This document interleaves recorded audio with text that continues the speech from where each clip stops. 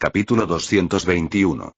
Octubre de 1896 Washington después de Cristo. Bradford había pasado años observando al presidente Matthew Ashe, aprendiendo de sus fortalezas y debilidades. Comprendía que Matthew tenía una sólida brújula moral y que creía que la guerra de Ameratia contra España se había tratado de justicia, no de conquista. Pero Bradford también había aprendido algo más. Matthew era vulnerable a la presión pública. Ahora estaba claro. Si querían la guerra, no necesitarían la aprobación de Matthew. Solo necesitaban que el pueblo ameratiano la exigiera. Y eso es exactamente lo que Bradford pretendía que sucediera. Bradford se sentó en una reunión privada con un grupo selecto de senadores, oficiales militares e industriales, hombres que compartían su visión de un imperio ameratiano. Un gran mapa del mundo estaba extendido sobre la mesa frente a ellos. Las nuevas posesiones de Ameratia, Cuba, Puerto Rico y Filipinas estaban marcadas en rojo. Bradford golpeó el mapa con el dedo índice. Caballeros, hemos dado nuestros primeros pasos. Pero esto es solo el principio. Uno de los senadores, William Carter, asintió. Filipinas nos da el control del Pacífico, pero necesitamos más. Necesitamos algo más cercano, algo que podamos integrar fácilmente en Ameratia. Bradford sonrió con sorna. Exactamente. Necesitamos algo que la gente apoye, una causa que la apoye unánimemente. Los hombres se inclinaron mientras Bradford continuó. Matthew jamás aprobará otra guerra por voluntad propia. Es demasiado cuidadoso, le preocupa demasiado la opinión pública. Pero esa es su debilidad. Le importa lo que piense la gente. Así hacemos que la gente quiera la guerra. Un murmullo bajo se extendió por la habitación. El senador James Whitmore, un expansionista acérrimo, se acarició la barba. ¿Y qué objetivo sugiere? Bradford sonrió y señaló un punto en el mapa. Estados Unidos mexicanos. ¿México? Preguntó uno de los militares enarcando una ceja.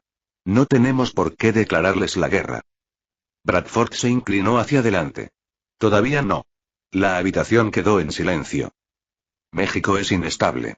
Su gobierno es débil, su economía está en ruinas y sus fronteras están indefensas. Si tomamos el control del norte de México, aseguraremos nuestra frontera sur y obtendremos tierras y recursos valiosos. Pero necesitamos una razón. El industrial Richard Amon se cruzó de brazos. ¿Cómo creamos una razón? Bradford sonrió con sorna, tocando el mapa de México extendido sobre la mesa. Preparamos un incidente. La habitación quedó en silencio. El senador William Carter arqueó una ceja. ¿Y qué significa eso exactamente? Bradford se inclinó hacia adelante, trazando con los dedos la frontera entre Estados Unidos y México. Sencillo. Creamos las condiciones para la guerra. No podemos convencer al presidente, pero sí al pueblo. Si el público exige la guerra, no podrá resistirse. Los demás hombres de la mesa, senadores, militares, industriales, intercambiaron miradas. Algunos parecían intrigados, otros recelosos. ¿Cómo? Preguntó el general Lawrence Mitchell, un oficial de alto rango del ejército que había sido un firme partidario de la expansión ameratiana. Bradford se recostó en su silla, cruzándose de brazos. Usamos la prensa. Inventamos historias sobre bandidos mexicanos que atacan a ciudadanos estadounidenses. Exageramos la inestabilidad. Hacemos parecer que México es incapaz de controlar sus propias fronteras. El senador James Whitmore asintió. Y una vez que provoquemos suficiente indignación, la sonrisa de Bradford se ensanchó. Entonces les damos una verdadera razón para ir a la guerra. Los hombres se inclinaron más cerca. Simulamos un ataque, continuó Bradford. Una escaramuza fronteriza. Que parezca que soldados mexicanos cruzaron a territorio ameratiano y masacraron a nuestros hombres. El general Mitchell frunció el ceño. Es una jugada peligrosa. Si sale mal, no lo hará. Bradford lo interrumpió. Controlamos la prensa, controlamos la narrativa. Para cuando alguien haga preguntas, Ameratia ya estará movilizándose. El senador Carter golpeó la mesa. Necesitaríamos pruebas.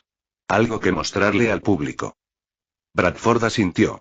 Instalaremos armas mexicanas en el lugar. Dejaremos uniformes, casquillos, documentos, lo que sea necesario. En cuanto los periódicos publiquen la noticia, la gente exigirá venganza.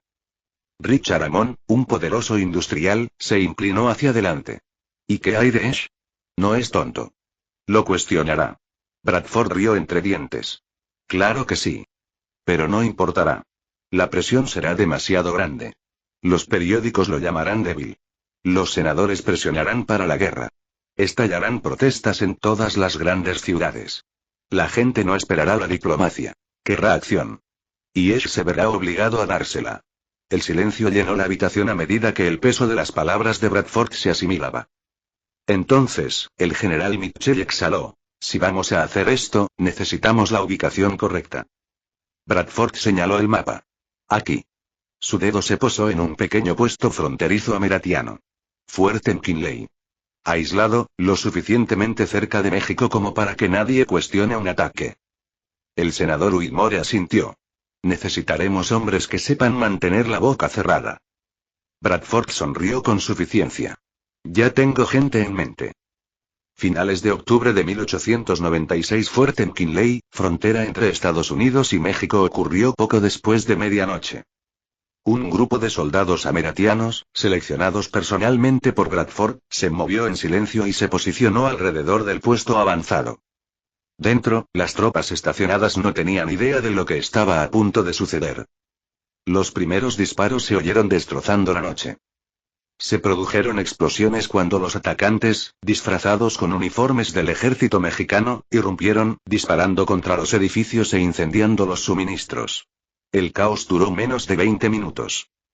Cuando terminó, decenas de soldados ameratianos yacían muertos. Los hombres de Bradford plantaron documentos falsos, rifles mexicanos y cajas de municiones marcadas con la insignia del ejército mexicano antes de desaparecer en la noche. A la mañana siguiente se descubrieron los cuerpos. Al mediodía los periódicos publicaron la historia. 28 de octubre de 1896 Washington D.C. Los titulares estaban en todas partes. Masacre en Fort McKinley. Soldados mexicanos masacran a tropas estadounidenses. Frontera bajo asedio. ¿Hasta cuándo nos quedaremos de brazos cruzados? Ameratia debe tomar represalias. En cuestión de horas, estallaron protestas en todas las grandes ciudades. Las calles se llenaron de miles de ciudadanos indignados, ondeando banderas y coreando consignas de guerra. En el Congreso, los senadores exigieron una acción militar inmediata. Bradford estaba sentado en su oficina, observando cómo se desarrollaba el caos con una sonrisa de satisfacción. Había funcionado. Ahora solo faltaba que Mateusz cayera en la trampa. Mateo azotó el periódico sobre su escritorio, con la mandíbula apretada. Frente a él, Sinclair, Alden, Wallace y Bradford permanecieron en silencio. ¿Qué demonios pasó? La voz de Mateo era fría. Sinclair respiró hondo.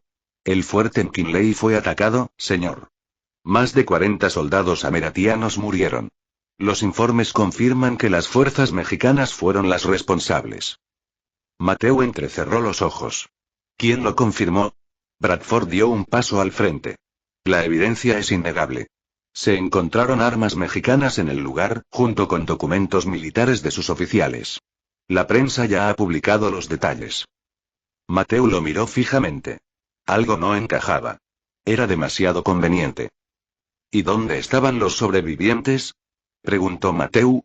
¿Capturamos a algún soldado mexicano? Sinclair dudó. No, señor. Los atacantes se retiraron. Las manos de Mateo se apretaron en puños. A ver si lo entiendo bien. Una unidad mexicana entera cruza la frontera, mata a 40 de nuestros hombres y luego desaparece sin dejar rastro. Bradford se encogió de hombros. Sabían lo que hacían. No querían dejar testigos. Mateo no creyó ni una palabra. Pero antes de que pudiera insistir, Sinclair dejó caer un documento sobre su escritorio. Señor presidente, el Congreso ya está redactando una declaración de guerra. La respiración de Mateo se hizo más lenta. ¿Sin mi aprobación? Bradford asintió. El pueblo quiere justicia. Si no actúas, ellos lo harán por ti. ¿Qué demonios? Necesito contactar a su embajador. Es que esto es demasiado ridículo por parte de los mexicanos. Los derrotamos en una guerra hace poco y parece que los mexicanos quieren volver a ir, respondió Bradford. Capítulo 222. La sonrisa burlona de Bradford se desvaneció. Con el debido respeto, señor presidente, no hay nada que discutir. Mataron a nuestros soldados. La mirada de Mateo se fijó en él. Con el debido respeto, subsecretario, usted no es el secretario de la Marina ni el secretario de Estado. Es un administrador glorificado, no un formulador de políticas, y mucho menos alguien que dicta la política exterior. La mandíbula de Bradford se tensó, pero antes de que pudiera responder, Mateu continuó con voz fría y firme. Estás fuera de lugar y de la cadena de mando. Si fueras cualquier otra persona, te habría echado de esta habitación. Así que ten cuidado. La habitación quedó en silencio. La sonrisa burlona de Bradford se había desvanecido por completo. Los demás funcionarios se removieron en sus asientos, intercambiando miradas cautelosas. Nadie había visto nunca al presidente confrontar a alguien con tanta franqueza en una reunión. Pero Bradford, siempre oportunista, se negó a ceder. Señor presidente, con el debido respeto, Mateu lo interrumpió. Ya he oído suficiente con el debido respeto de ti, Bradford. No soy ciego a lo que estás haciendo. Has estado impulsando la guerra desde el primer día. Querías anexar Filipinas, querías expandirte al Pacífico, y ahora quieres a México. Bradford se enderezó. ¿Y por qué no deberíamos? La gente quiere seguridad. Quiere asegurarse de que ninguna potencia extranjera vuelva a amenazarnos. Si tomamos el norte de México, aseguraremos nuestra frontera sur para siempre. Mateu apretó los puños. No se trata de seguridad. Se trata de expansión. Y me niego a permitir que Ameratia se convierta en un imperio construido sobre guerras inventadas. Bradford se burló, negando con la cabeza. ¿Guerras inventadas? Vaya suposición, señor presidente. La mirada de Mateu se endureció. Entonces, respóndeme a esto, Bradford. ¿Cómo descubrimos tan convenientemente documentos mexicanos y armas en la escena del ataque apenas horas después de que ocurriera? ¿Cómo es posible que todos los periódicos importantes de Ameratia publicaran un informe completo la misma mañana? ¿Esperas que crea que en plena noche, una unidad mexicana rebelde cruzó nuestra frontera, masacró a nuestros hombres y dejó todas las pruebas que necesitábamos perfectamente guardadas?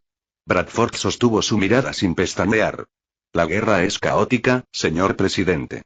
Los mexicanos cometieron un error. Mateu exhaló bruscamente. No, Bradford. El error fue dejarte llegar tan lejos sin control. La sala permaneció en silencio, el peso de la acusación de Mateu sofocaba el aire.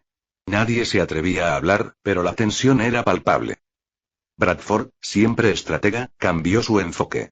Dio un paso al frente, bajando la voz como si le hablara a un niño testarudo.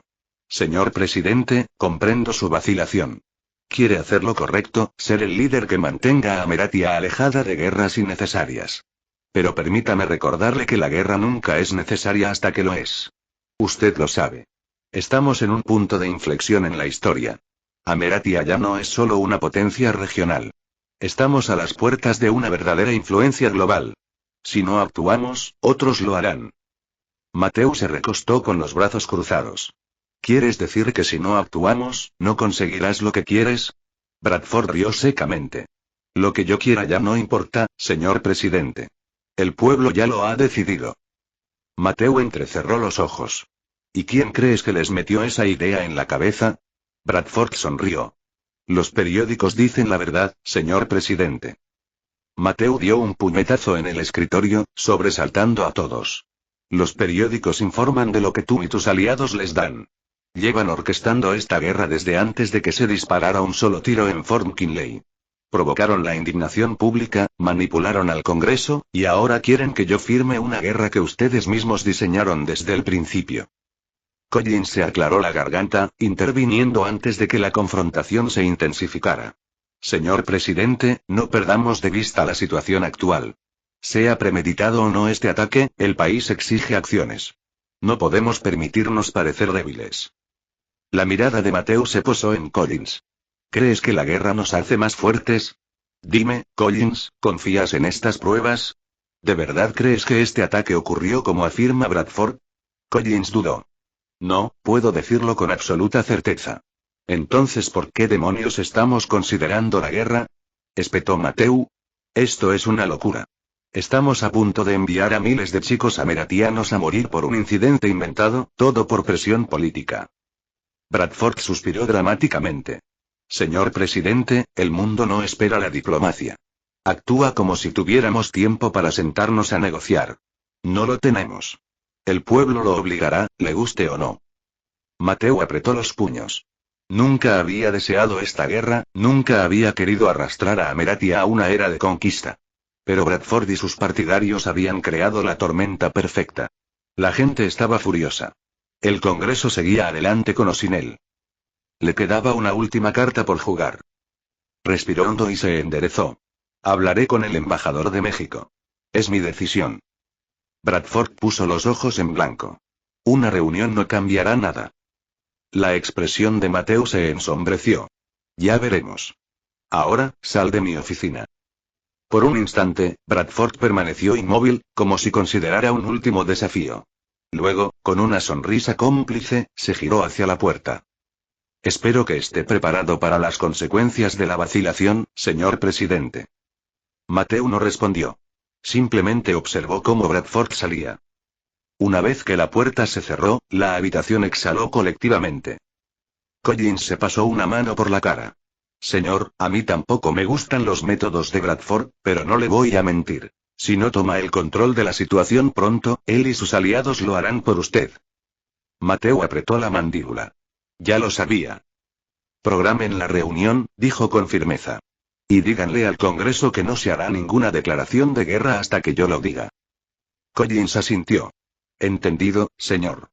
Mientras Collins salía de la sala, los demás funcionarios guardaron silencio, observando a Mateo con cautela. El almirante Welles finalmente habló. Señor, tengo que preguntarle. ¿Qué espera realmente lograr con esta reunión? El público ya está convencido de la culpabilidad de México. Mateo se recostó en su silla, frotándose las sienes.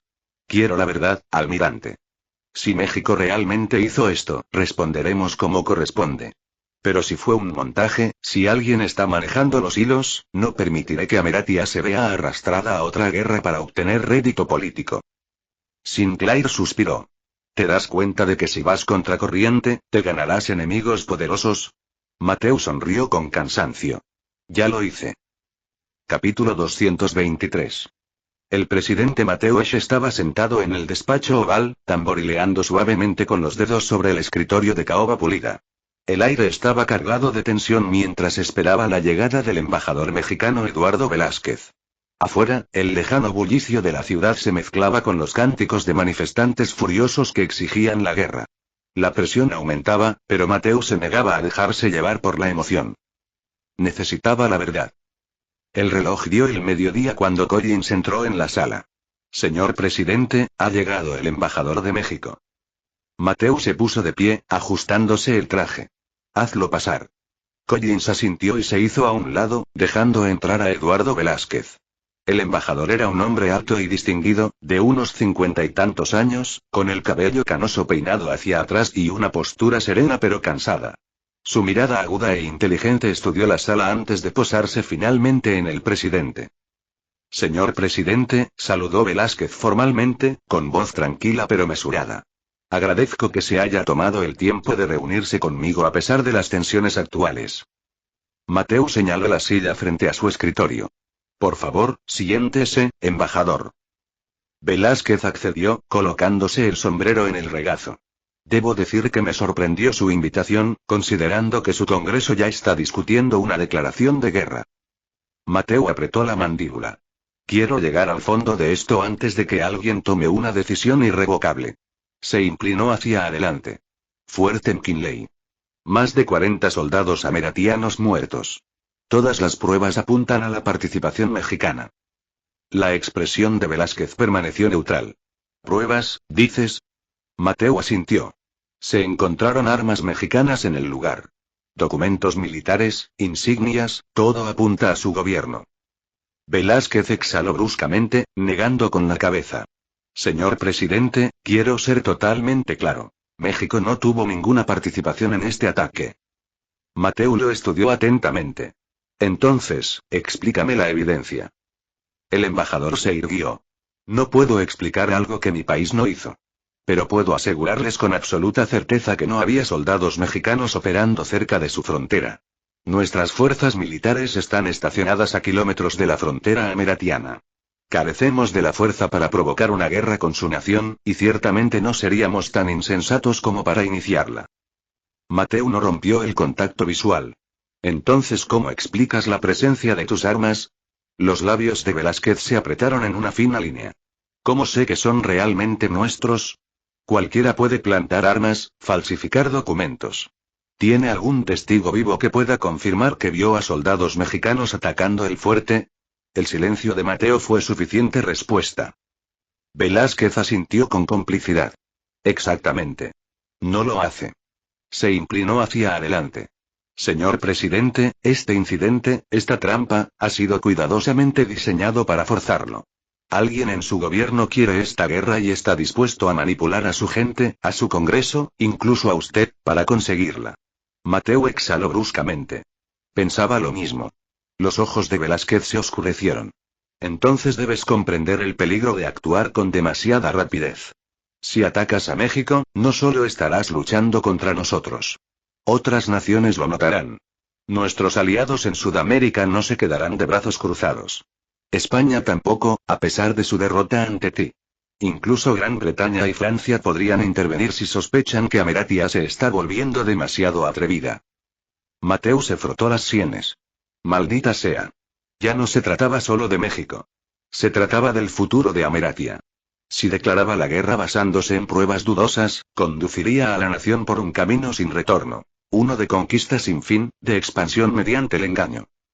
Y hombres como Bradford estarían allí en cada paso del camino, susurrando al oído del Congreso y presionando para conseguir más. Mateo enderezó la espalda. Embajador Velázquez, le creo. Pero creer no basta. Necesito pruebas de que México no estuvo involucrado. Algo concreto que pueda presentarle a mi gobierno. Velázquez asintió solemnemente. Entiendo. Y haré todo lo posible por proporcionártelo. Enviaré un mensaje a la Ciudad de México de inmediato y solicitaré una declaración oficial de nuestro presidente. Hizo una pausa antes de añadir. ¿Pero su Congreso esperará eso, señor presidente? Mateo suspiró. Los haré esperar. En el momento en que Velázquez entró en la Casa Blanca, William Bradford lo supo. Estaba sentado tras su escritorio, tamborileando rítmicamente con los dedos sobre la madera, con la mirada penetrante estudiando los últimos titulares. Sangre ameratiana derramada. México debe pagar. El presidente Esch se demora mientras México se ríe de nosotros. Liderazgo débil en tiempos de crisis. Bradford sonrió con sorna. Los periódicos habían hecho bien su trabajo. La gente estaba furiosa y exigía acciones. Y aún así, Esch estaba dudando. Claro que sí, murmuró Bradford para sí mismo. El idiota todavía cree que se trata de justicia. Exhaló bruscamente y se recostó en la silla. Era hora de acelerar el plan. Esch podía dilatar el proceso todo lo que quisiera, pero pronto no tendría más remedio que actuar. Bradford se levantó y agarró su abrigo. Es hora de visitar al Congreso. De vuelta a la Casa Blanca, oficina oval. Collins entró justo cuando Velázquez se disponía a salir. Señor presidente, mensaje urgente del Congreso. Mateo levantó una ceja. ¿Qué pasa? Collins dudó. Han programado una votación para declarar la guerra a México. Mateo sintió que la sangre le abandonaba la cara. ¿Ya? Collins asintió con gravedad. Los aliados de Bradford se mueven con rapidez. Están movilizando a los senadores en este preciso instante. Si no actúa pronto, le obligarán a actuar. Mateo se volvió hacia Velázquez con expresión indescifrable. Consígame una prueba, embajador. Y hágalo rápido. Velázquez asintió brevemente. Lo haré, señor presidente. Por nuestras dos naciones. Cuando el embajador se marchó, Mateo apretó los puños. Bradford había colocado las piezas en su lugar. Ahora era una carrera contrarreloj. O Mateo detenía la guerra, o Ameratia avanzaría hacia una era de conquista, y no habría vuelta atrás. Collins se removió incómodo, en voz baja. Señor, puede que no tengamos mucho tiempo. Bradford ya se está reuniendo con senadores clave. Si aprueban la votación, no importará lo que hagamos. Mateo se frotó las sienes, con la frustración hirviendo bajo la superficie. Maldita sea, Collins. Necesito algo más que una corazonada para detener esto. Si veto la declaración, necesito pruebas que la respalden. Collins dudó antes de responder. Señor, si Bradford ha llegado tan lejos, ¿cree que nos dejará encontrar pruebas? Mateo apretó la mandíbula. Entonces lo encontraremos antes de que lo entierre. Se volvió hacia Collins. Que vengan Alden y Sinclair. No hemos terminado esta guerra, todavía no. Capítulo 224. 1 de octubre de 1896. En la Cámara del Senado, Washington después de Cristo. El hemiciclo del Senado estaba sumido en el caos. El gran salón, habitualmente un lugar de debates mesurados y maniobras políticas, se había transformado en un campo de batalla de palabras. Las galerías superiores estaban repletas de espectadores, ciudadanos ansiosos por ver el destino de su nación desplegarse ante ellos.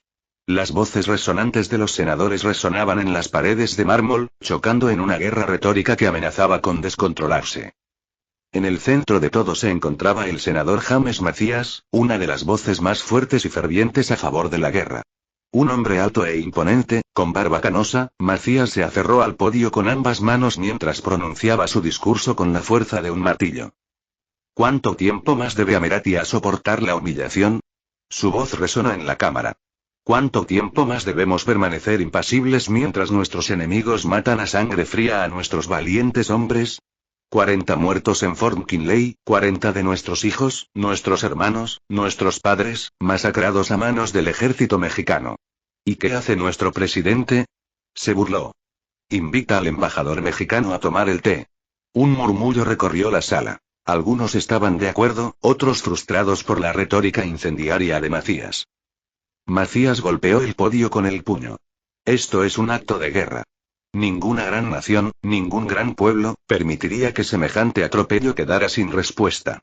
Y, sin embargo, aquí estamos, debatiendo si debemos defendernos. Estamos siendo puestos a prueba, amigos.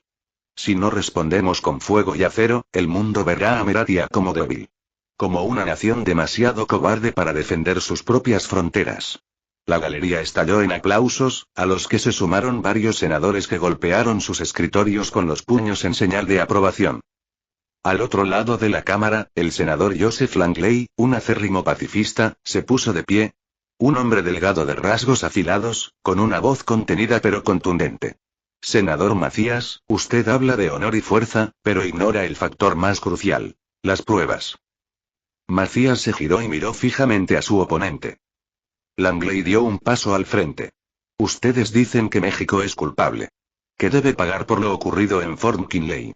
Pero yo les pregunto, ¿dónde están sus pruebas? ¿Dónde está la evidencia irrefutable de que fue el gobierno mexicano el que ordenó este ataque? Macías se burló. La prueba está en el mismísimo fuerte McKinley. Armas mexicanas, documentos mexicanos, ¿cuánto más necesitas? Langley levantó la mano. Armas y documentos que podrían haber sido plantados. Armas y documentos que aparecieron oportunamente en el momento perfecto para enfurecer al público. ¿No te parece sospechoso? Macías se burló. ¿Sospechoso? Ese es el lenguaje de un cobarde, Langley. Te escondes tras la vacilación, tras excusas débiles. ¿Cuántas vidas ameratianas más deben perderse antes de que finalmente te den coraje? La sala estalló nuevamente y las voces chocaron en una tormenta de furia. Orden. Orden. El vicepresidente, en su calidad de presidente del Senado, golpeó el mazo. Esta cámara no se convertirá en una pelea a gritos. Los senadores se tratarán con respeto. Langley respiró hondo y recuperó la compostura. No se trata de miedo. Se trata de sabiduría. Nos han dado informes convenientes que nos dicen exactamente lo que queremos oír. ¿No ven lo peligroso que es? Debemos exigir respuestas antes de que nuestra nación entre en guerra. Macías se inclinó hacia adelante. La única respuesta que necesitamos, Langley, es que 40 soldados ameratianos han muerto. ¿Prefieres esperar otro ataque? ¿Prefieres esperar a que México marche sobre nuestras ciudades? Señaló con un dedo acusador. Estás jugando con la vida de nuestro pueblo. Langley negó con la cabeza. No, senador. Está jugando con sus vidas. Porque si vamos a la guerra sin saber toda la verdad, no serán solo 40 ameratianos muertos, sino miles. Y su sangre estará en sus manos. Una oleada de inquietud recorrió la cámara. El aire estaba cargado de tensión, y los senadores murmuraban entre sí. Entonces, otra voz se unió a la pelea. El senador Felix Carter, otro defensor de la guerra, se puso de pie, con su voz grave que interrumpía el ruido. No nos engañemos, caballeros. Esta guerra es inevitable. Incluso si este ataque se orquestara, cosa que no creo, no cambia el hecho de que México es una nación débil e inestable, asentada a nuestras puertas del sur. La guerra contra ellos es solo cuestión de tiempo. La pregunta es, ¿atacamos ahora, mientras tenemos la ventaja? ¿O esperamos a que sean más fuertes? Langley apretó la mandíbula. ¿Te estás escuchando, Carter? Estás abogando por una guerra de conquista. Los labios de Carter se curvaron en una sonrisa burlancia. ¿Y qué? Las naciones no se alzan quedándose de brazos cruzados. Hemos demostrado nuestra fuerza contra España. Mantenemos a Cuba, Puerto Rico y Filipinas.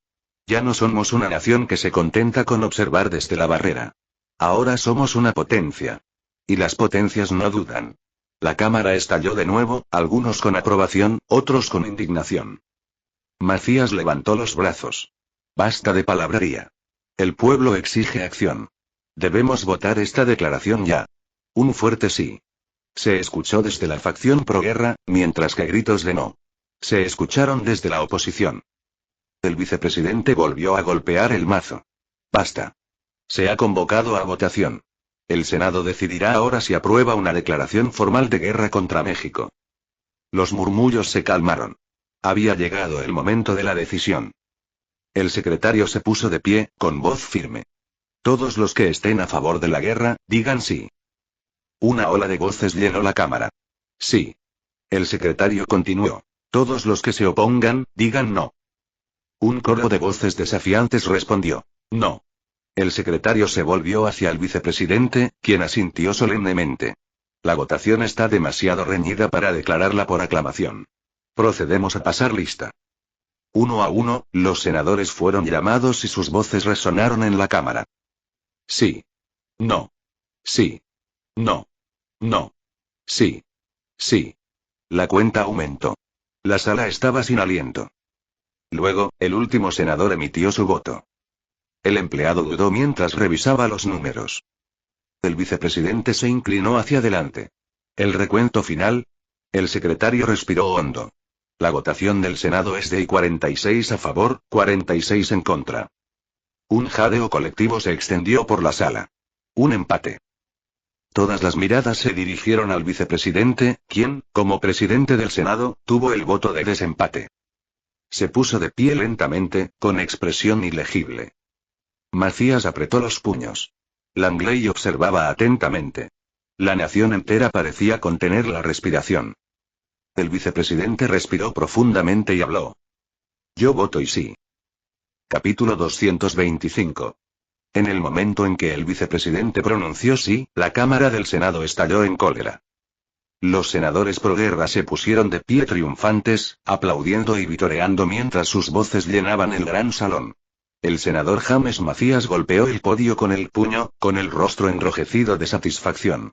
Ameratia no se desmayará. Nos mantendremos firmes. Justicia para Fort McKinley.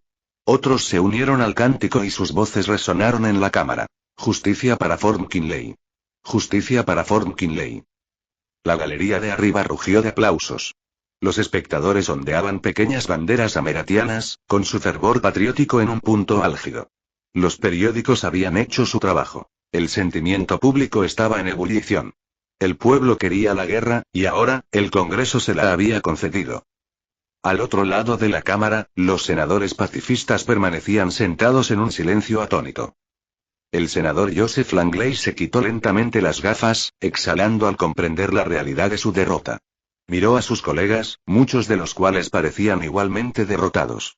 Algunos negaron con la cabeza, mientras que otros se desplomaron en sus sillas, incapaces de ocultar su decepción.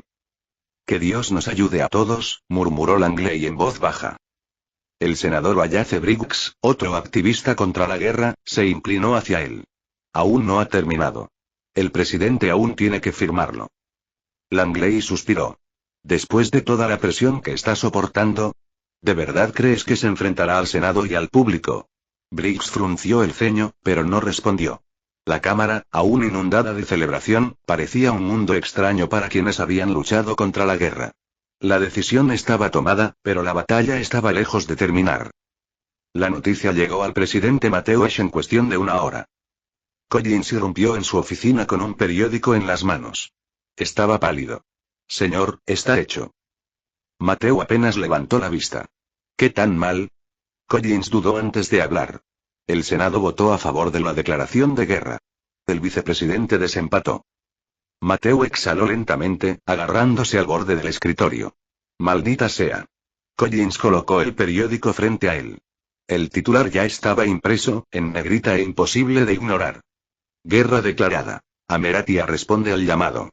Mateu golpeó el escritorio con el puño, haciendo tintinear el vaso de agua que tenía a su lado. Ni siquiera esperaron a que lo firmara. Lo están dando por hecho. Collins asintió con tristeza. El público ya está celebrando. Hay multitudes afuera del Capitolio, vitoreando. Los hombres de Bradford están aprovechando este momento para presionarlos a actuar de inmediato. Mateu cerró los ojos un momento, ordenando sus pensamientos. ¿Tenemos novedades de México? Collins dudó. Aún no hay respuesta oficial. El embajador Velázquez está presionando a su gobierno para que encuentre pruebas, pero es una carrera contrarreloj. Mateu apretó la mandíbula. Entonces lo retrasamos. Retrasamos el proceso lo máximo posible hasta que México entregue esa prueba. Collins parecía inseguro. Señor, solo puede demorarse un poco. Una vez que la declaración llegue a su escritorio, se espera que actúe. Mateu se levantó y empezó a pasearse por la habitación, pasándose los dedos por el pelo. Entonces tenemos que encontrar otra manera de detener esto. Se giró bruscamente hacia Collins. ¿Qué opciones tengo? Collins se enderezó. Tiene una opción importante, pero arriesgada. El veto. Mateu entrecerró los ojos. Si veto, ¿lo invalidarán? Collins tragó saliva con dificultad. El Senado solo necesita una mayoría de 2/3 para anular su veto. Ahora mismo, no tienen los votos necesarios. Pero Bradford y Macías están trabajando en el Pleno, convenciendo a los senadores indecisos. Si logran convencer a suficientes personas, aún podrían lograr la aprobación. Mateu asintió lentamente. Entonces necesito saber con certeza si puedo vetar esto dadas las circunstancias. Comuníqueme con el fiscal general. Necesito asesoría legal. Collins se dirigió inmediatamente a la puerta. En eso, señor. Más tarde esa noche, oficina legal de la Casa Blanca. El fiscal general, Daniel Whitaker, llegó puntualmente con una gruesa carpeta de documentos legales. Hombre meticuloso de casi 60 años, Whitaker había servido en múltiples administraciones y era conocido por su inquebrantable compromiso con la Constitución. Mateu no perdió el tiempo. Daniel, dime la verdad. ¿Puedo vetar legalmente la declaración? Whitaker se ajustó las gafas y abrió sus documentos. Sí, señor presidente. Tiene la autoridad constitucional para vetar cualquier legislación que llegue a su despacho. Mateu asintió. ¿Y si lo hago, qué pasa después? Whitaker se recostó. Una vez que vete, el proyecto de ley regresa al Congreso. El Senado y la Cámara de Representantes pueden entonces intentar anular el veto con una mayoría de 2/3 en ambas cámaras. Miró fijamente a Mateu. Ahora mismo, el Senado está profundamente dividido. Tu veto se mantendrá, por ahora. Mateu se cruzó de brazos. ¿Qué tal el tiempo? ¿Puedo retrasarlo? Whitaker asintió lentamente. Tiene 10 días para actuar. Si no hace nada dentro de ese plazo, el proyecto de ley se convierte automáticamente en ley. Mateu exhaló bruscamente. Eso nos da un respiro. Collins intervino. Señor, el problema es que retrasarlo solo hará que los belicistas se hagan oír más. Macías, Carter y Bradford aprovecharán cada minuto para presionar al público en su contra. Señaló los últimos informes. Ya han empezado. Los periódicos están publicando editoriales que lo tachan de débil y dicen que tiene miedo de liderar. Mateu apretó la mandíbula. Malditos sean todos. Se volvió hacia Whitaker. ¿Qué tal una orden ejecutiva? ¿Puedo suspender la declaración por completo? Whitaker dudó. Ese es un terreno peligroso, señor presidente. Si bien usted tiene el poder de ejecutar decisiones en tiempos de guerra, el Congreso controla la autoridad para declarar la guerra. Si intenta anularlas por completo, provocará una crisis constitucional. Mateu se hundió en su silla, frotándose la sien. Así que mis opciones son vetarla y esperar que no la anulen, o firmarla y verme obligado a entrar en guerra. Whitaker asintió lentamente. Esa es la realidad, señor. La habitación quedó en silencio. Entonces, Collins habló con cautela. Señor, si México puede aportar pruebas irrefutables de que no estuvieron involucrados, ¿será suficiente? Mateu levantó la vista. Tiene que serlo. Su voz sonaba decidida. Si México entrega esa prueba antes de que se cierre el plazo de 10 días, tendré una razón para rechazar la guerra de plano. Se volvió hacia Whittaker. ¿Eso se sostendría legalmente? Whittaker asintió. Si la evidencia es creíble e innegable, sí. Podrías usarla como justificación de tu veto. Collins exhaló aliviado. Entonces tenemos una oportunidad. Mateu miró a ambos hombres. Entonces, ganamos tiempo. No permitiré que este país se vea arrastrado a una guerra por una mentira. En otra parte de Washington, medianoche, Bradford estaba sentado en su oficina, rodeado de periódicos y telegramas. La declaración de guerra había sido aprobada, pero Ash no la firmaba. El mensaje de Collins le había llegado a través de sus fuentes. El presidente estaba perdiendo el tiempo. Bradford sonrió con suficiencia, reclinándose en su silla. ¿Entonces sigue resistiéndose? Exhaló, con la mente acelerada. No importa. Si no se mueve, lo moveremos. Se volvió hacia su asistente. Envíale un mensaje a Macías y Carter. Diles que redoblen la presión. Consigue que más senadores se sumen a la iniciativa para anular la ley. Su asistente dudó. ¿Y si eso falla? Bradford volvió a sonreír con sorna. Entonces le obligamos a tomar otra decisión. Se quedó de pie, contemplando la ciudad. El tiempo apremia, señor presidente. Y se le está acabando. Capítulo 226. La sala estaba en silencio, salvo por el rítmico golpeteo de los dedos del presidente Mateu Ash contra el escritorio de roble pulido. Apenas había dormido en los últimos días, con el peso del futuro de la nación sobre sus hombros. La declaración de guerra estaba ante él, un documento entintado esperando su firma. 10 días, tenía 10 días para actuar antes de que el Congreso le obligara a hacerlo. Y el tiempo se acababa. Collins entró en la habitación con expresión sombría. Señor, hemos recibido noticias del gobierno mexicano.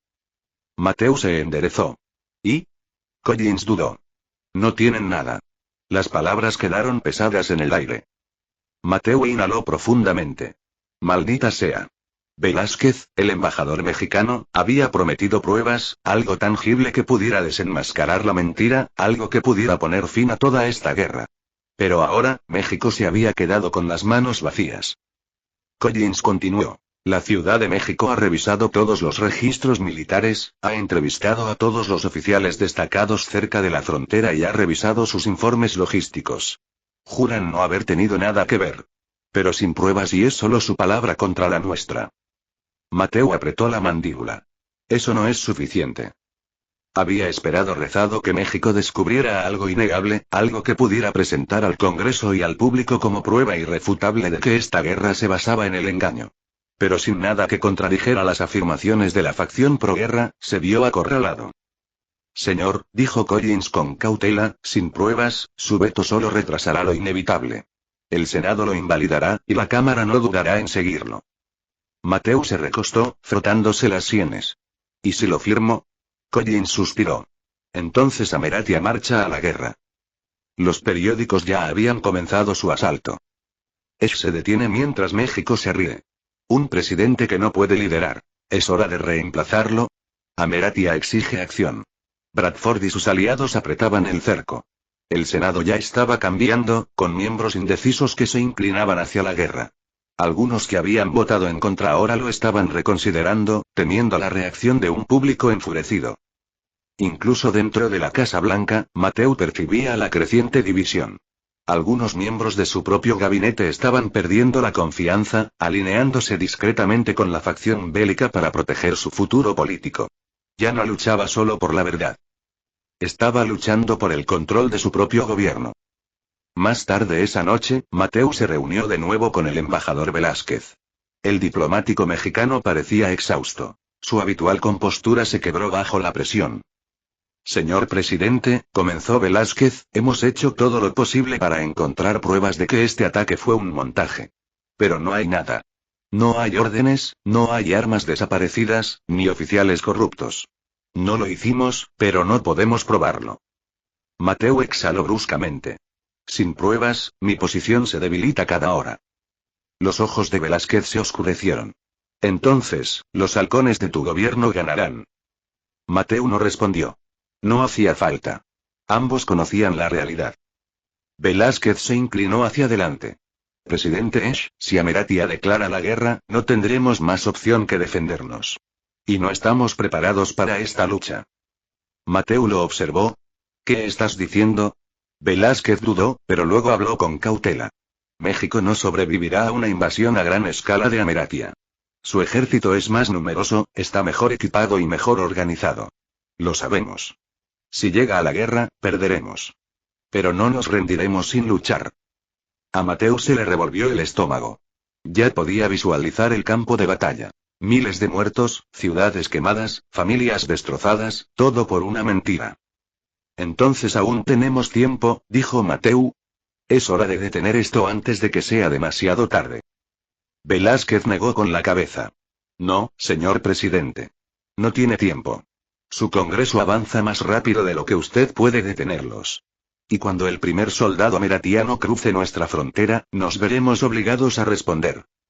Un pesado silencio llenó la habitación. Finalmente, Velázquez se puso de pie. Si no puede detener esto, al menos recuerde este momento, señor presidente. Recuerde que tenía una opción. Mateu no respondió cuando el embajador se fue. Porque en el fondo, él ya lo sabía. Sus opciones se estaban escapando. Mientras Mateu luchaba por mantener a raya la declaración de guerra, Bradford ya estaba planeando su siguiente paso. De pie en una sala de reuniones privada en el Capitolio, se dirigió a un grupo de senadores pro guerra y figuras influyentes, con la voz llena de confianza. Esh está dando largas, dijo. Pero no puede aguantar eternamente. Los periódicos se están volviendo en su contra. La gente está inquieta. Y cuanto más duda, más débil se ve.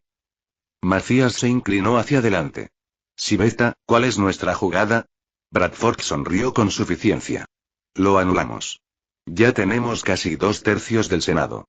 Y si presionamos lo suficiente, conseguiremos los votos que necesitamos.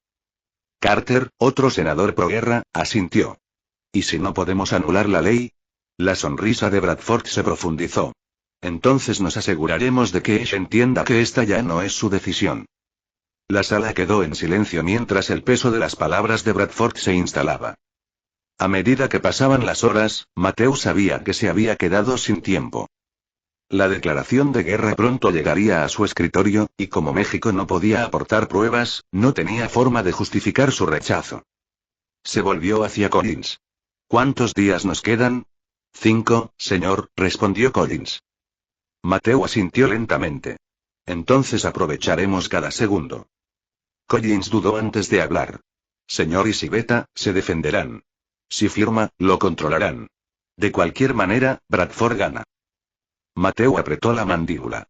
Entonces tendremos que encontrar otra forma de vencerlo. Collins asintió. ¿Qué tienes en mente? Mateu miró por la ventana, con la mente acelerada. Una jugada que no verán venir.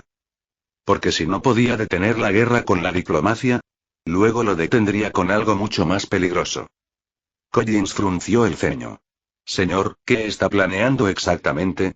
Mateu se apartó de la ventana, con una expresión de determinación.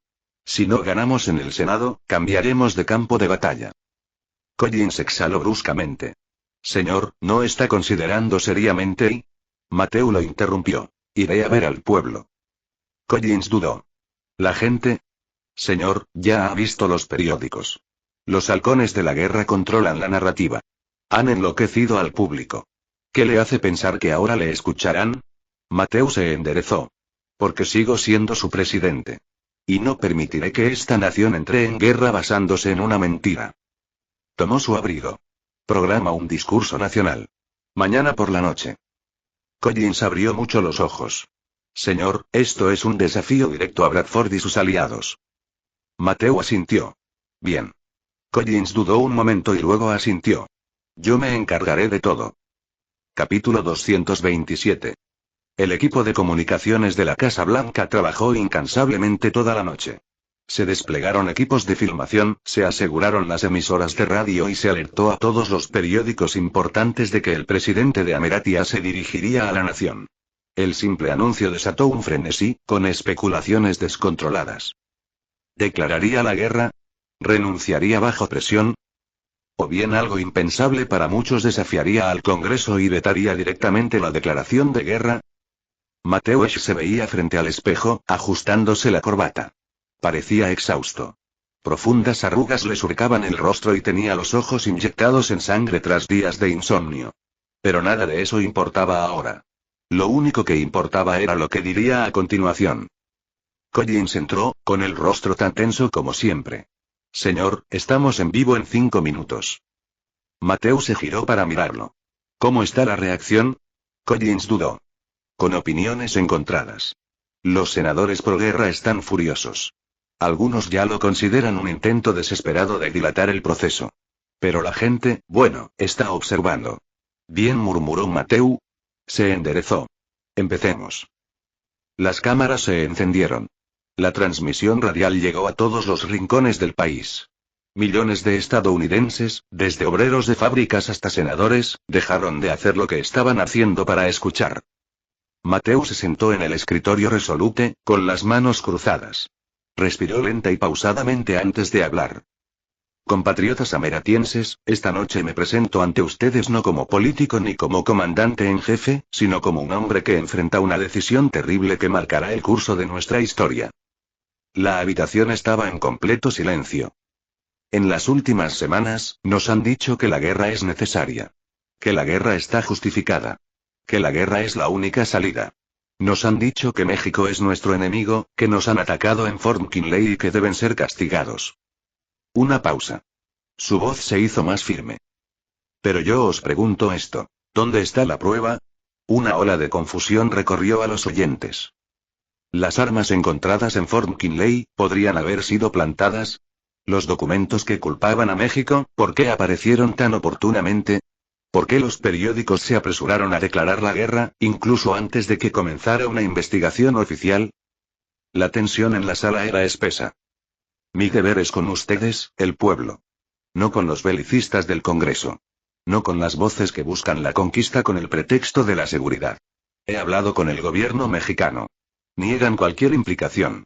Y aunque no tomo su palabra a la ligera, me niego a aceptar la palabra de nuestro propio gobierno sin escrutinio. Su voz se agudizó. Somos ameratianos. No vamos a la guerra basándonos en suposiciones. No enviamos a nuestros hijos a morir basándonos en votos apresurados e indignación inventada. Somos mejores que esto. Silencio en todo el país. No firmaré la declaración de guerra. Se escucharon jadeos en toda la sala. Collins respiró hondo. La prensa susurró furiosamente entre sí. Pero Mateu no había terminado. Y reto al Congreso. Si de verdad creen que esta guerra es justa, demuéstrenlo. Muéstrenme la evidencia irrefutable de que México es culpable. Hasta entonces, me niego a ser el presidente que conduzca a Ameratia a una guerra basada en el engaño. Su expresión era firme. No necesitamos más territorio. No necesitamos más derramamiento de sangre. Lo que necesitamos, lo que debemos tener, es la verdad. Miró fijamente a la cámara, sin pestañear. Y no permitiré que esa verdad quede enterrada. La pantalla se volvió negra. En el momento en que las cámaras se apagaron, la Casa Blanca estalló en caos. Collins se volvió hacia Mateu. Señor, acaba de declararle la guerra al Congreso. Mateu exhaló, frotándose las sienes. No, Collins. Acabo de declararle la guerra a la mentira. Afuera, la prensa se desbocaba.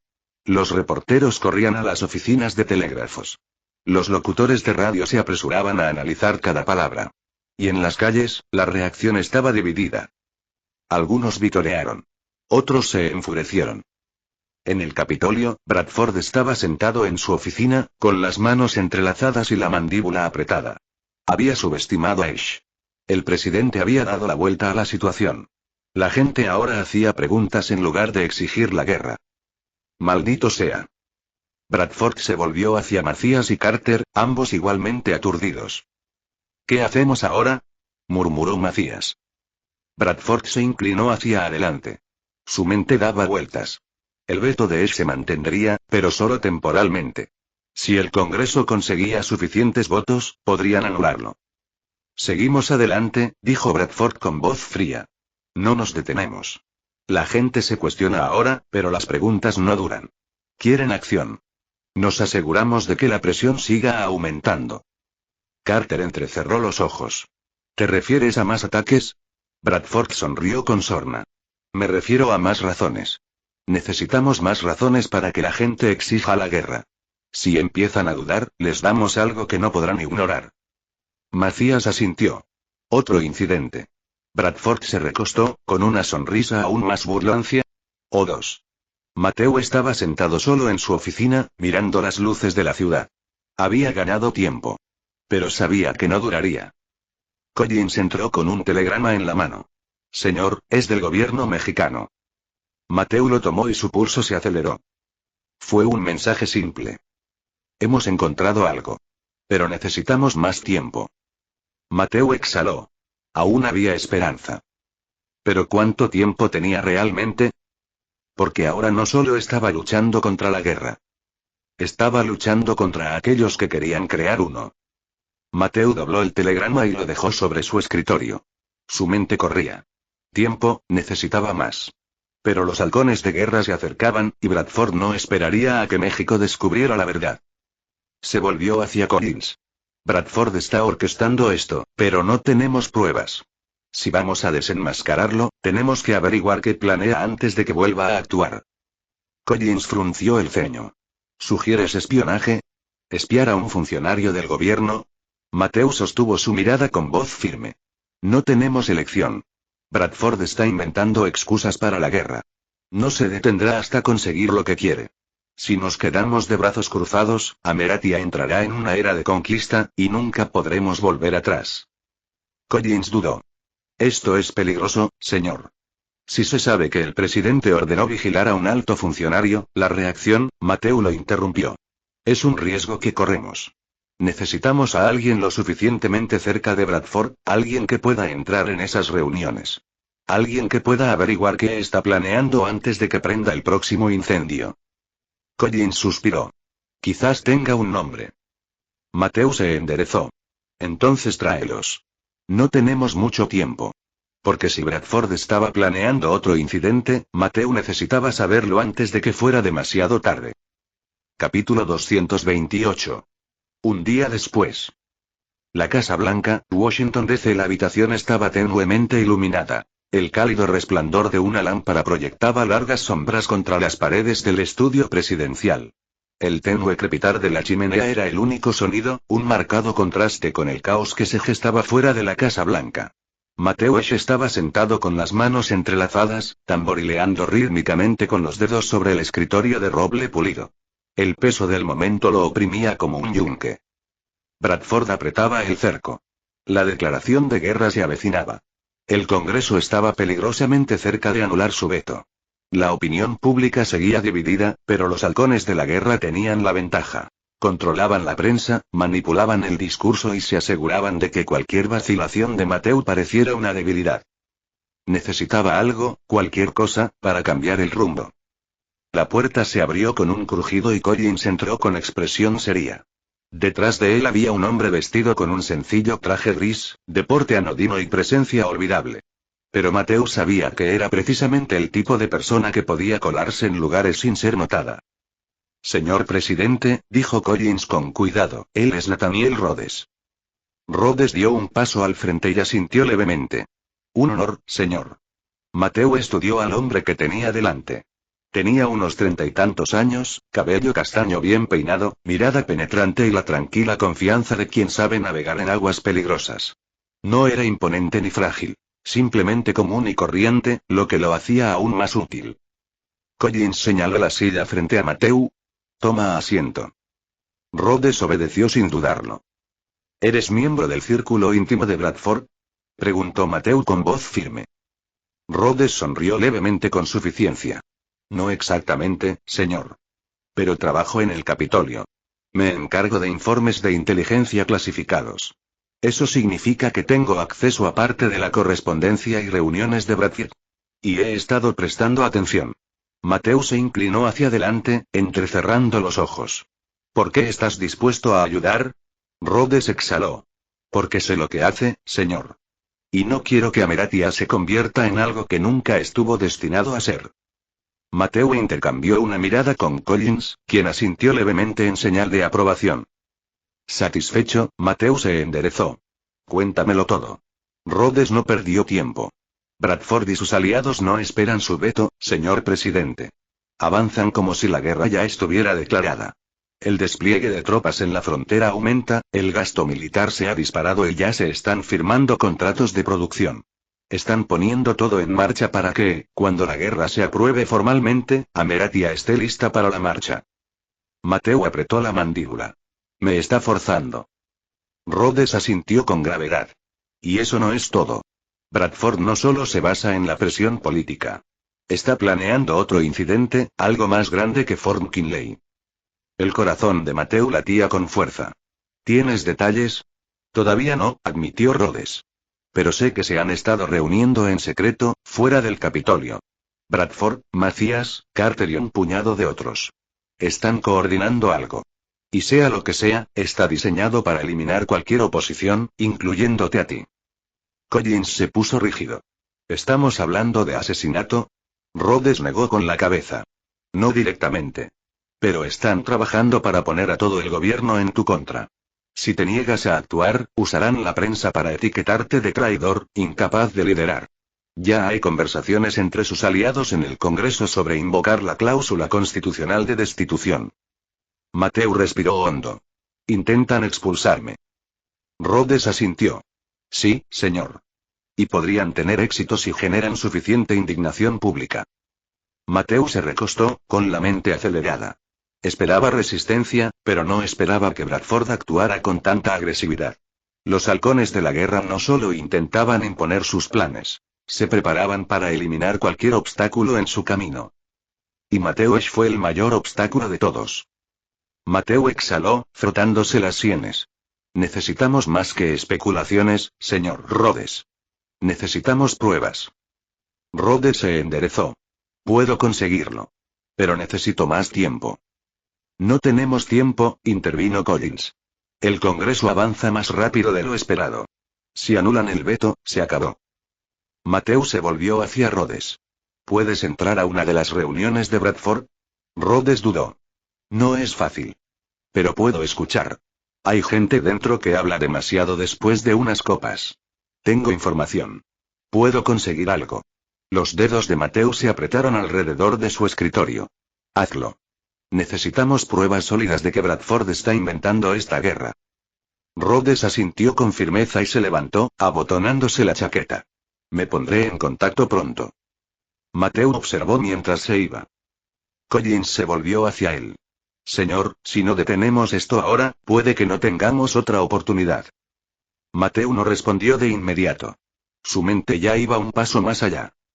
Bradford ya había presionado al Congreso hasta ese punto. Si su plan implicaba organizar otro ataque, significaba que estaba dispuesto a intensificarlo más allá de las maniobras políticas. Significaba que se perderían vidas reales para asegurar una guerra que nunca debió haber ocurrido. La prensa ya estaba en su contra. El Congreso se estaba metiendo cada vez más en el bolsillo de Bradford. México no tenía nada que demostrar a su inocencia. Necesitaba influencia. Necesitaba contraatacar. Collins estaba a punto de volver a hablar cuando Mateo lo interrumpió. Necesitamos a alguien dentro. Alguien lo suficientemente cerca de Bradford como para que pueda oír exactamente lo que viene. Collins dudó. No es fácil, señor. Rhodes ya es nuestra mejor opción, pero es un observador. Si hablamos de infiltración, su voz se apagó. Mateo sostuvo su mirada. Hablamos de infiltración. Collins exhaló. ¿Entiendes lo peligroso que es eso? Si nos pillan, si pillan a alguien, se considerará una extralimitación presidencial.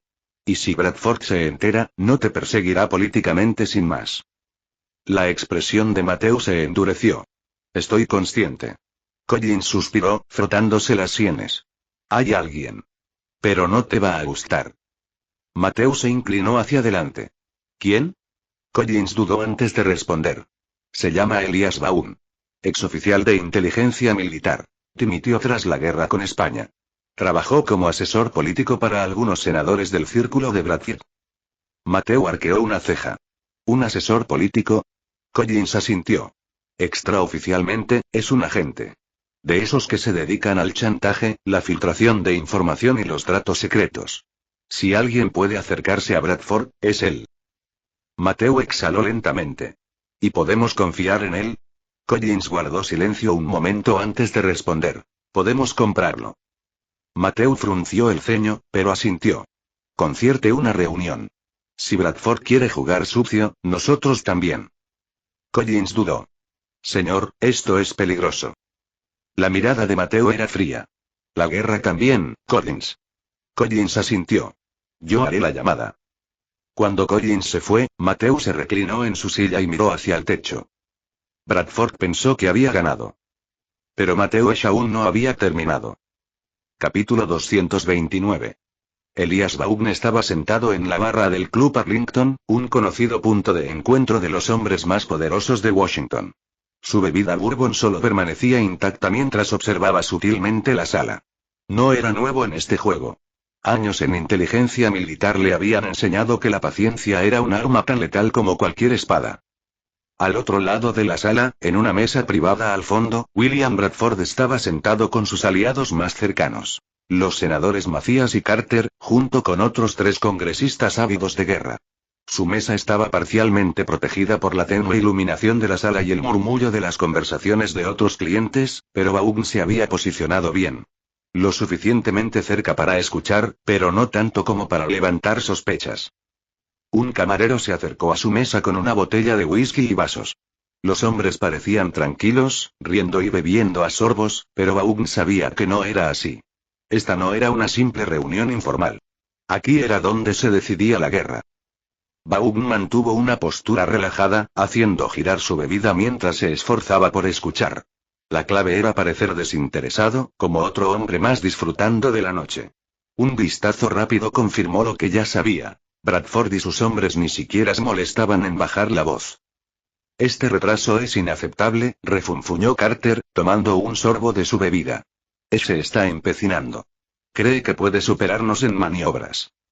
Bradford rió entre dientes, agitando su copa. Es un idealista.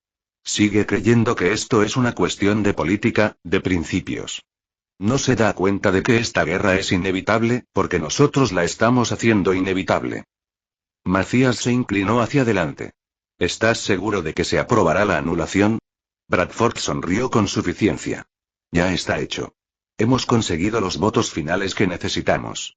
Una vez que anulen el veto de Esch, quedará políticamente incapacitado. No puede luchar contra el Congreso y el ejército al mismo tiempo. Vaughn dio un sorbo lento a su bourbon, disimulando su reacción. La anulación era inevitable. Eso significaba que a Mateo solo le quedaban unos días antes de que la guerra se convirtiera en ley. Pero lo que dijo Bradford a continuación le heló la sangre a Vaughn. No pienso esperar a que Esch dé otro discurso, dijo Bradford, bajando la voz. Necesitamos mantener el impulso. La gente está sedienta de guerra, pero si empiezan a cuestionarlo, perderemos el control de la narrativa. Macías asintió. ¿Otro incidente, entonces? El pulso de Vaughn se aceleró. Bradford sonrió con suficiencia. Sí. Pero no cualquier incidente. Necesitamos algo innegable, algo catastrófico. Algo que obligue a esta a actuar. Carter dejó su bebida. ¿Qué propones? Bradford se acercó con voz tranquila pero firme. Un ataque directo contra un activo ameratiano, algo grande, algo público. Un buque de guerra, un convoy, tal vez incluso una embajada. Algo que deje claro que México no es solo una amenaza, sino el enemigo. Siguió un largo silencio. Vaughn se obligó a mantener la calma, con el rostro impasible mientras miraba fijamente su bebida. Esto era exactamente lo que Mateo temía. Bradford no solo estaba avivando las llamas. Él mismo estaba encendiendo la cerilla. Carter dudó. Bradford lo despidió con un gesto. No lo haremos. Nos aseguraremos de que las pruebas apunten directamente a México. Tenemos contactos que pueden manejar la operación. En cuanto suceda, los periódicos se llenarán de titulares. La indignación pública se disparará. No tendrá tiempo de resistirse. Eso es arriesgado. Si nos atrapan, Macías exhaló. ¿Y si sigue negándose?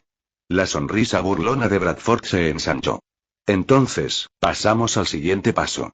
Ya hemos inculcado la idea de que Esch es débil e indeciso. Si vuelve a dudar, presionaremos para su destitución. El Congreso no tendrá más remedio que actuar. Carter asintió. Así que es guerra, de una forma u otra. Bradford levantó su copa. Por el futuro de Ameratia. Los demás le siguieron y sus vasos chocaron entre sí. Baum se obligó a permanecer sentado, a mantener la calma. Ya había tenido suficiente. Más que suficiente. Pero no podía irse tan repentinamente, eso llamaría la atención. Tomó otro sorbo de bourbon, dejó pasar un minuto, se levantó tranquilamente y se dirigió al baño. Una vez dentro, cerró la puerta con llave y exhaló. Su mente daba vueltas. Tenía que comunicarle esta información a Mateo inmediatamente. Bradford no esperaba. El siguiente ataque ya se estaba planeando. Y Ameratia estaba al borde de la guerra. Mateo estaba sentado en su oficina, con el cansancio reflejado en su postura. La declaración de guerra seguía en su escritorio, sin firmar. Collins estaba cerca, paseándose. Ambos sabían que el tiempo se agotaba. Llamaron a la puerta. Collins la abrió y apareció Baum. La mirada de Mateo se agudizó. «Dime que tienes algo». Baum dio un paso al frente, con el rostro sombrío. «Es peor de lo que pensábamos. Bradford está planeando otro ataque, algo más grande que Fort McKinley. Algo que hará que la guerra sea inevitable». A Mateo se le encogió el estómago. Detalles. Baum lo relató todo. La reunión, el plan para organizar un ataque, la intención de disipar cualquier duda del Congreso o del público. Para cuando terminó, la sala estaba sumida en un silencio sepulcral. Collins maldijo en voz baja. «Están tramando otro ataque. Y si es tan grande como dice Baum, no será solo otra escaramuza fronteriza. Será un acto de guerra». Mateo exhaló bruscamente. «¿Sabemos dónde o cuándo?» Baum negó con la cabeza. «Todavía no. Pero sucederá pronto. Bradford sabe que se te acaba el tiempo». Mateo se recostó, mirando al techo. «Tenemos que detener esto antes de que suceda». Collins frunció el ceño. «¿Cómo? No tenemos pruebas. Si sacamos esto a la luz ahora, lo llamarán teoría de la conspiración. La prensa no nos creerá. El Congreso no nos creerá. Diablos. Ni la mitad de su propio gabinete nos creerá». Mateo apretó la mandíbula. «Entonces tendremos pruebas». Baum se enderezó. «Si me das más tiempo, puedo averiguar más. Puedo rastrear el dinero, las comunicaciones. Alguien en su operación se encarga de la logística. Quien quiera que sea, dejará rastro». Mateo asintió. «Hazlo. Lo que necesites». Collins dudó. «Señor, si hacemos público esto, Bradford tomará represalias. Usará todos los recursos a su disposición para destruirlo». Mateo sostuvo su mirada. «Entonces, nosotros atacamos primero». Baum y Collins intercambiaron una mirada. Mateo se puso de pie, con la expresión endurecida por la determinación. «Quiero nombres. Quiero documentos. Quiero cualquier cosa que vincule a Bradford con esta conspiración. Porque si creen que pueden inventar una guerra, están a punto de descubrir que estoy dispuesto a luchar para detenerla». Baum asintió. «Te conseguiré lo que necesitas». Capítulo 230. Elias Baum se movía por el Capitolio con la facilidad de un fantasma, mezclándose con el mar de empleados, ayudantes y funcionarios que inundaban los pasillos. Su objetivo era claro. Documentos, libros de contabilidad, correspondencia, cualquier cosa que pudiera demostrar que Bradford y su círculo estaban orquestando la guerra tras bambalinas. Para un hombre tan meticuloso como Bradford, siempre había un rastro documental. Baum sabía que los hombres poderosos a menudo se creían intocables y, en su arrogancia, cometían errores. El reto no era encontrar las pruebas, sino conseguirlas antes de que Bradford y sus hombres se dieran cuenta de que tenían a un traidor entre ellos. Él solo tuvo una oportunidad para hacerlo. Dentro de la oficina de Bradford, Baum había pasado años en misiones peligrosas, pero entrar en la oficina de uno de los hombres más poderosos de Ameratia era una operación diferente. No podía permitirse errores.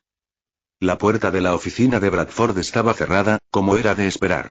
Baum no era ladrón, pero había aprendido algunos trucos con el tiempo. Un rápido vistazo a su alrededor confirmó que nadie lo observaba. Metió la mano en el bolsillo de su abrigo y sacó un pequeño juego de ganzúas. Trabajó rápidamente, sintiendo que los vasos se movían bajo su toque. Hacer clic. La cerradura cedió. Baum entró sigilosamente, cerrando la puerta silenciosamente tras él. La oficina estaba impecable, con estanterías que cubrían las paredes y un escritorio de caoba que dominaba el espacio. Era el escritorio lo que le interesaba. Se movió con rapidez, consciente del tiempo limitado. Abrió los cajones uno a uno, hojeando los documentos. Al principio, eran los típicos documentos políticos. Informes presupuestarios, evaluaciones militares, correspondencia con otros senadores. Pero entonces, en el fondo del cajón, encontró algo que le aceleró el pulso. Un libro de contabilidad encuadernado en cuero, sellado con un sello oficial del gobierno. Vaughn lo abrió. Dentro había un desglose detallado de los movimientos militares planeados, salvo que no eran órdenes del presidente ni del Departamento de Guerra. Se trataba de acuerdos privados entre funcionarios de alto rango, como Macías, Carter y varios otros. Entrecerró los ojos mientras examinaba las entradas. 30 de octubre. Operación Convoy. Asegurar participación mexicana, es necesario un alto número de bajas. 2 de noviembre. US Monroe. Se planea detonar, se garantiza que no haya sobrevivientes. 5 de noviembre. Movilización total, discurso público preparado. No debe interferir. Todo estaba allí. Los ataques, la planificación, la orquestación de operaciones de falsa bandera diseñadas para inflamar la ira pública y obligar a Ameratia a entrar en guerra. Vaughn no solo estaba mirando la prueba. Estaba mirando la traición. Pero había más. Una carpeta aparte, debajo del libro mayor, contenía registros financieros. Se habían realizado pagos a grupos mercenarios y se habían enviado armas a lugares designados, todo ello camuflado como gastos militares rutinarios.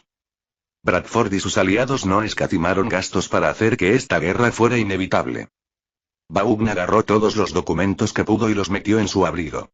Tenía lo que necesitaba. Ahora solo faltaba salir. Vaughn se giró hacia la puerta, pero sus instintos le gritaron que se detuviera. Pasos. Tuvo segundos para reaccionar. Se movió rápidamente, deslizándose detrás de una alta estantería de madera justo cuando la puerta se abrió con un crujido. Dos voces entraron en la habitación. Bradford quiere que todo esté listo para mañana, dijo un hombre. Vaughn reconoció la voz. La del senador Macías. ¿Sabe de las transferencias de dinero? Preguntó otra voz. Vaughn no la reconoció. Probablemente era un empleado. No hace falta, murmuró Macías. Solo asegúrate de que todo quede limpio antes de que el presidente se entere. Lo último que necesitamos son más preguntas. El empleado suspiró. Sigo sin gustarme.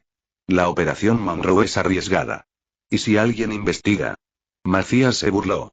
Para cuando alguien investigue, ya estaremos en guerra. No durará mucho más en el cargo.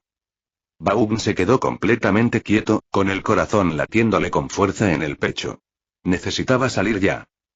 Los dos hombres se quedaron allí un minuto más antes de finalmente salir y cerrar la puerta detrás de ellos. Vaughn exhaló lentamente. Luego, sin perder ni un segundo, salió sigilosamente, cerró la puerta con llave y caminó por el pasillo como si perteneciera a ese lugar. La Casa Blanca, oficina oval. Las manos de Mateusz temblaban mientras hojeaba los documentos que Vaughn había recuperado. Esto fue todo. Nombres. Fechas. Rastros de pago. Órdenes para ataques orquestados. Pruebas de coordinación directa para incriminar a México. Collins se inclinó hacia nosotros con expresión sombría. Esto es peor de lo que pensábamos. Lo han planeado todo hasta el último detalle. Si se concreta la operación Monroe, estaremos en guerra en cuestión de horas. Mateu dejó los papeles, apretando la mandíbula. Tenemos que actuar ya. Collins asintió. ¿Cuál es el movimiento? Mateu exhaló bruscamente. Había esperado corrupción, manipulación, pero esto era un acto de guerra contra su propio pueblo. Lo haremos público, dijo Mateu con firmeza. Lo publicaremos todo. La prensa, el Departamento de Justicia, el mando militar, todos lo verán antes de que Bradford tenga la oportunidad de manipularlo. Collins dudó. Señor, si hacemos esto, se desatará una guerra civil en el Congreso. Bradford y sus aliados contraatacarán con todas sus fuerzas. Mateu sostuvo su mirada. Entonces lucharemos con más fuerza. Collins asintió. Avisaré al fiscal general. Hay que arrestar a estos hombres. Mateu se volvió hacia Vaughn. Hiciste un buen trabajo. Pero aún no hemos terminado. Necesitamos asegurarnos de que no tengan oportunidad de encubrir esto. Vaughn asintió. Hay una cosa más, señor. Mateu levantó una ceja. Vaughn metió la mano en su abrigo y sacó un pequeño dispositivo de grabación. Grabé la conversación, dijo Vaughn. Macías confirmó el ataque a Monroe. Está todo grabado. Collins dejó escapar un suspiro de alivio. Eso es todo. Mateu tomó el dispositivo y lo sujetó con fuerza. Ahora lo tenían a él. Los tenían a todos. El imperio de mentiras de Bradford estaba a punto de derrumbarse. Mateu inhaló profundamente y presionó el botón de reproducción del pequeño dispositivo de grabación. La sala estaba en silencio, salvo por el leve zumbido de la lámpara del escritorio y el murmullo distante del personal de la Casa Blanca que se desplazaba por los pasillos. La cinta crepitó por un momento antes de que se oyeran las voces. Bajas, seguras, llenas de la arrogancia de hombres que se creían intocables. La operación Monroe es arriesgada. ¿Qué pasa si alguien investiga? Para cuando alguien investigue, ya estaremos en guerra. Ash no durará mucho más en el cargo. Mateu apretó el puño. La corrupción en su propio gobierno era más profunda de lo que jamás había imaginado. Y hasta aquí el vídeo. Si te gustó, no olvides dejar tu me gusta. Suscribirte y activar la campanita para que no te pierdas ningún contenido. Cuéntame en los comentarios qué te pareció y si te gustaría ver el siguiente vídeo u otra novela. Gracias por acompañarme y nos vemos pronto con más.